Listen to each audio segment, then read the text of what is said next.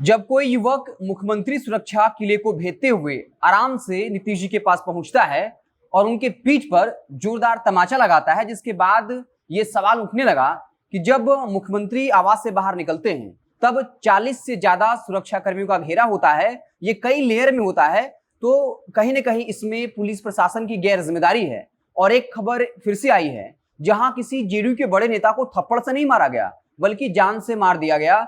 एक अपराधी ने गोलियों से छलनी कर दिया।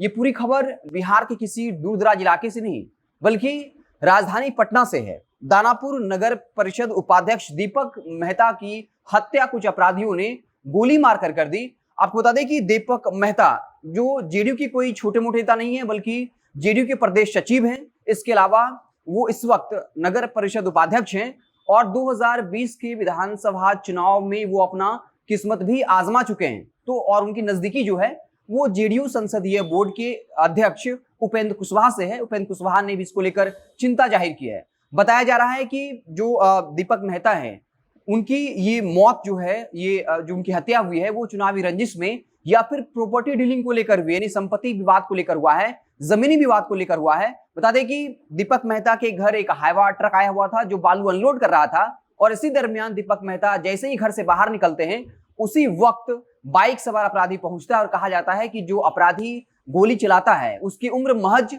18 से 20 साल रही होगी और वो दनादन जो है वो 6 गोली मार देता है। हालांकि 5 गोली दीपक मेहता को लगी है, एक गोली से छिटक गया होगा। हालांकि पुलिस का यह कहना है कि उनको एक गोली लगी है, लेकिन स्थानीय लोगों का कहना है कि वहां से 5 खोखा मिला है और अपराधियों ने 6 की 6 गोली उन पर उतारी। हालांकि एक गोली जो है वो मिस हो गया। तो लगातार ये सवाल उठ रहा है कि जेडीयू के अगर बड़े नेता ही सुरक्षित नहीं है तो फिर आम लोगों की हिफाजत ये सरकार कैसे करेगी। लगातार पिछले 2-3 महीनों में ऐसी खबरें आई हैं जहां जेडीयू के बड़े बड़े नेताओं को मौत के घाट उतार दिया है।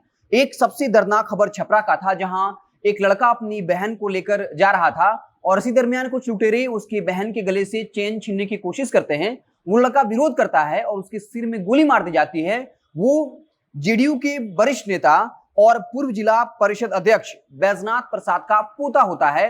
इसके अलावा चाहे वो खलील रिजवी हो या फिर नालंदा में जिस तरीके से जेडीयू नेता की हत्या की गई, तो लगातार सवाल उठ रहा है कि उपेंद्र कुशवाहा ने मांग की है सरकार से कि जो भी अपराधी है उसे बख्शा नहीं जाए, उससे गिरफ्तारी हो। तो सवाल ये उठता है कि उपेंद्र कुशवाहा आखिर मांग किससे कर रहे हैं कि आप जेडीयू के बड़े नेता हैं, कहा जाता है कि आप दूसरी पंक्ति के सबसे बड़े नेता हैं, आपके प्रिय नेता नीतीश जी के पास गृह मंत्रालय है, फिर भी उपेंद्र कुशवाहा को ये आकर गुजारिश करना पड़ता है कि पुलिस जो है वो अपराधियों की जल्द से जल्द गिरफ्तारी करे।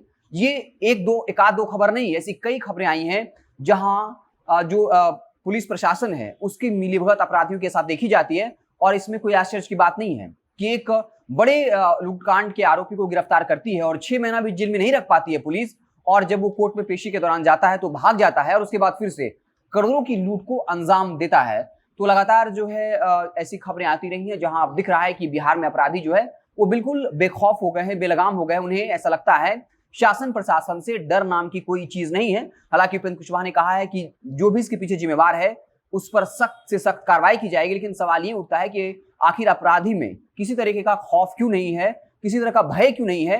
अब वो जेडीयू के बड़े बड़े नेताओं को टारगेट कर रही है। तो बता दें कि इस पूरे मसले में जहां दीपक मेहता की मौत हुई उसके बाद रोड को जाम कर दिया गया और जेसीबी जो अन्य गाड़ियां लगी थी उनमें जो तोड़फोड़ की गई, मीडिया कर्मी को भी निशाना बनाया गया। हालांकि जब पहली बार वहां थाना प्रभारी पहुंचे थे पुलिस दल के साथ तो उन्हें भी उग्र भीड़ ने खदेड़ कर भगा दिया। हालांकि उसके बाद 2-3 थानों की पुलिस वहां पहुंची। इस वक्त सब कुछ नियंत्रण में है, लेकिन लोग काफी गुस्से में हैं क्योंकि जिस तरीके से बिहार में अपराध बढ़ रहा है इससे लोगों का धैर्य जो है वो जवाब दे रहा है। अब देखना दिलचस्प होगा कि अभी इसको लेकर कुछ खास खुलासा नहीं हो पाया है, लेकिन ये कहा जा रहा है कि ये पूरा मसला जो है वो प्रॉपर्टी डीलिंग को लेकर है। हालांकि पुलिस जो है वो छापेमारी कर रही है, जो भी इसके पीछे शूटर है उसे गिरफ्तारी करने की कोशिश कर रही है। जैसे ही गिरफ्तारी होगी और कुछ खुलासा होगा कि आखिर किस वजह से हत्या की गई, जैसे ही इसको लेकर कुछ अपडेट आएगा तो मुझसे आपको रूबरू कराएंगे। आप देखते रहें जनता जंक्शन। बहुत बहुत धन्यवाद।